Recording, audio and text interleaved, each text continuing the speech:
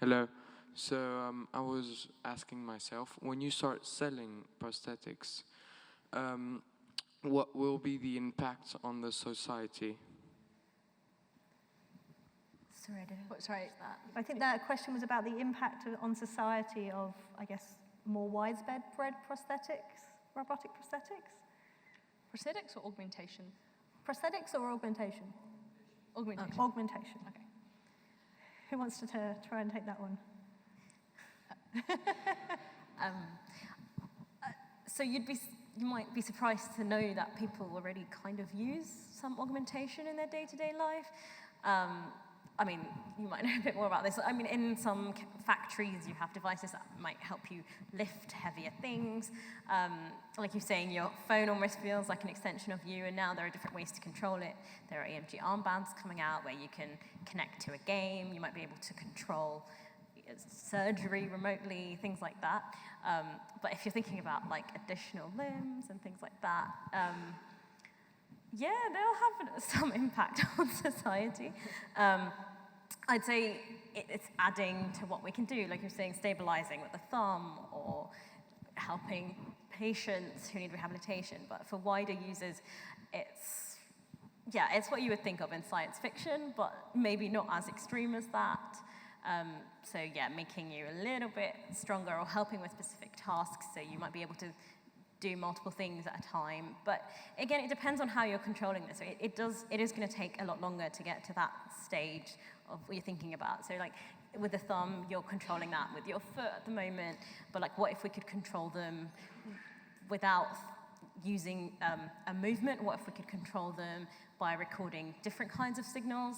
So we have like some research going on about specific bandwidths of EMG signals that we don't use for movement, but we can still control to an extent. So then could we control an extra limb without moving our hand? So like with the prosthesis, like with what Ben was showing here, I'm moving my arm and then the prosthesis is moving. But what if I wasn't moving my arm? What if it was moving just by me thinking about it? So this is the research areas that we need to start going into to get that impact much wider in society.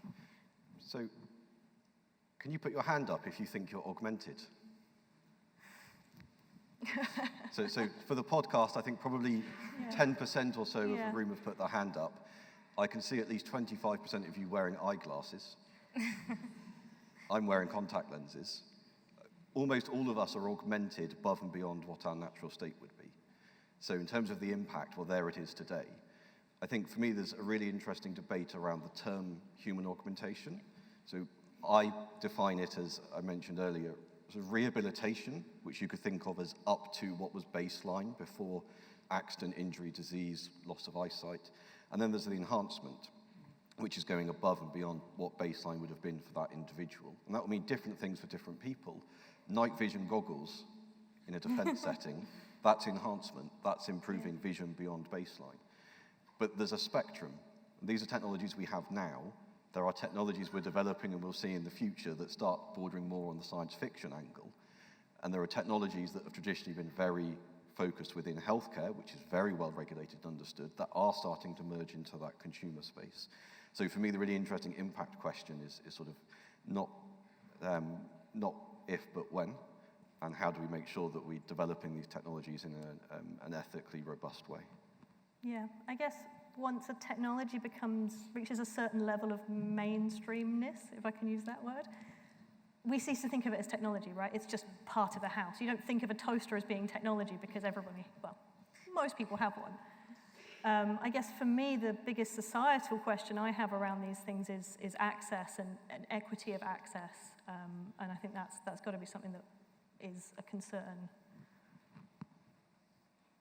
Lots of nodding. Nothing further to add.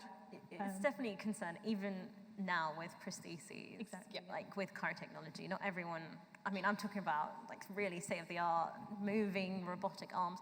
Not everyone can afford that. There's not enough research into it to make it widespread and things like that. But then you can go into the more, like you're saying, questions about any technology. If you're going to enhance someone, who gets to be enhanced and who doesn't? Yeah.